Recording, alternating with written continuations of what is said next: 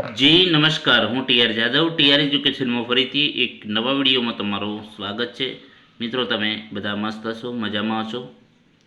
મિત્રો, આ વિડીયોમાં વાત કરીશું કે કોઈ પણ સ્પર્ધાત્મક ઓફલાઈન પરીક્ષામાં ઈ ટીક કરવાથી શું ફાયદો અને નુકસાન, તો તેના વિશે આ વિડીયોમાં ચર્ચા કરીશું.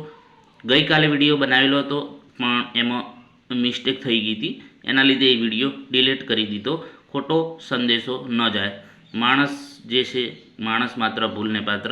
એમાં મારે બોલવામાં થોડી મિસ્ટેક થઈ હતી, તો એના લીધે બીજા વિદ્યાર્થીઓને જે એ મિસ્ટેક, એના લીધે એમને પણ ગેરફાયદો ન થાય, તેના લીધે આપણે એ વિડીયો ડિલીટ કરી છે અને ફરીથી આ નવો વિડીયો બનાવીશું.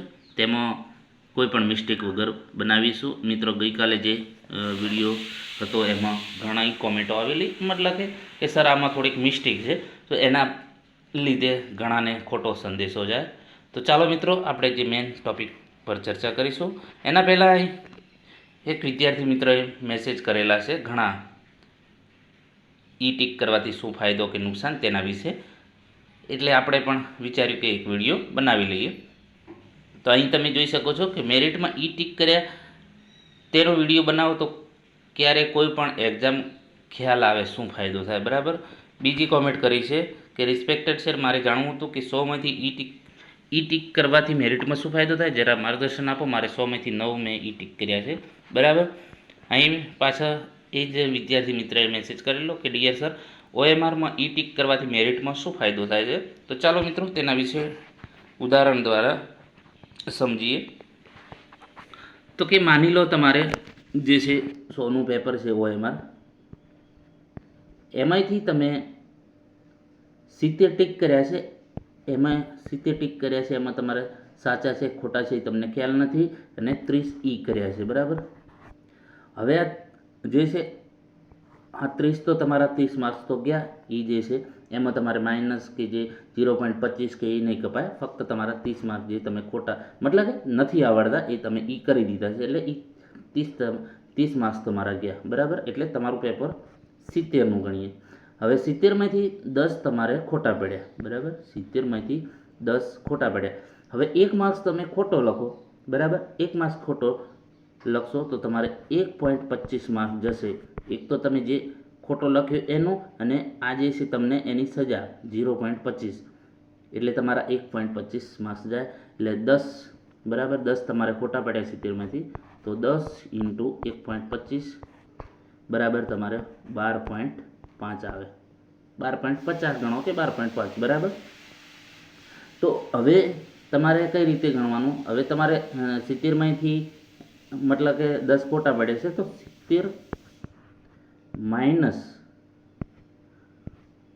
12.5, તો તમારા જે છે 57.50 તમારા માર્ક્સ ગણાશે.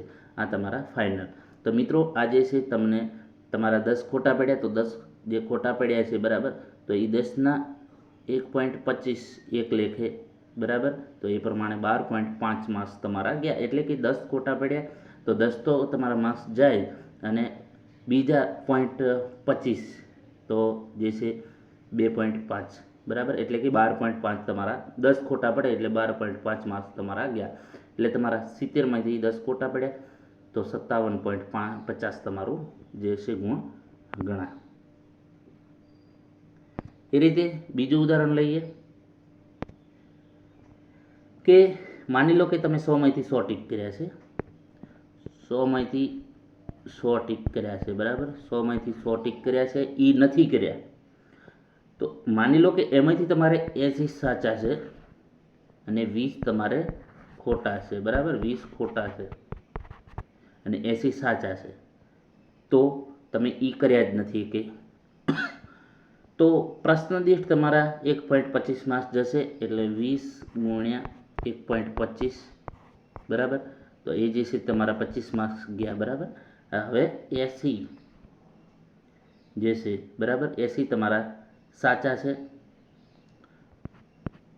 અને 20 ખોટા છે. તો હવે તમારા જે છે માર્ક્સ જે 100 માઇનસ 25. બરાબર. જે ટોટલ તમે 100નું લખ્યું છે એમાં 20 ખોટા છે, 80 સાચા છે, તો તમારું મેરિટ જે છે મતલબ કે તમારા માર્ક્સ 75 ગણાય. બરાબર? કંઈ ભૂલ હોય તો જણાવજો કોમેન્ટ બોક્સમાં. એ રીતે મિત્રો હવે માની લો કે તમારા જે છે 100ના પેપરમાંથી 60 સાચા છે. બરાબર? 100નું પેપર છે, 60 તમે સાચા લખ્યા છે અને 40 ઈ કર્યા છે. બરાબર?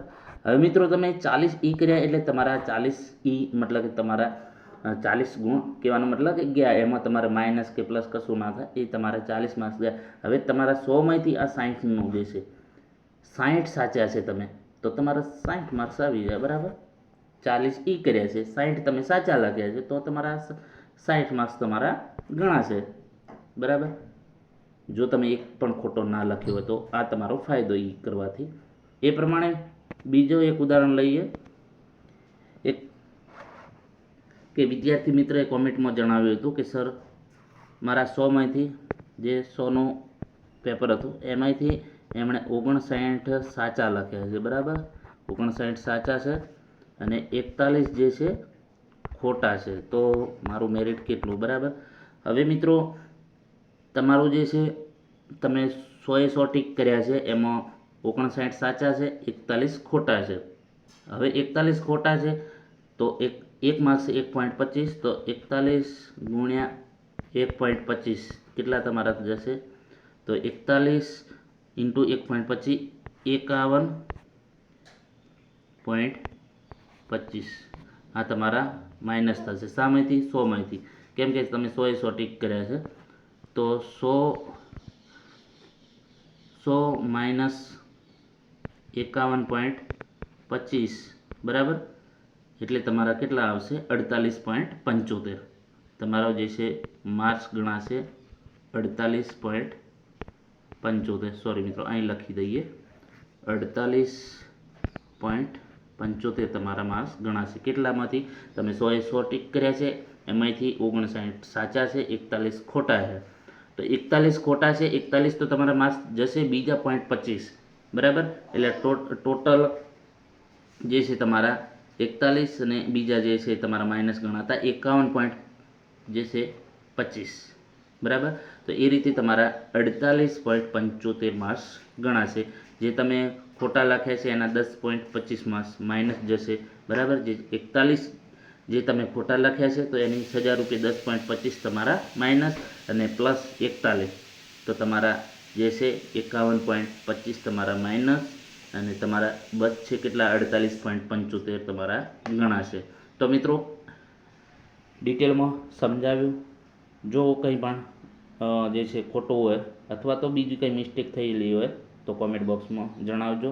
આશા રાખીએ છીએ કે બધાને આ વિડીયોમાં સારી એવી સમજણ પડી છે. જો વિડીયો પસંદ આવ્યો તો લાઇક, શેર અને મિત્રો ચેનલને સબસ્ક્રાઈબ કરી દેજો. Thank you for watching this video.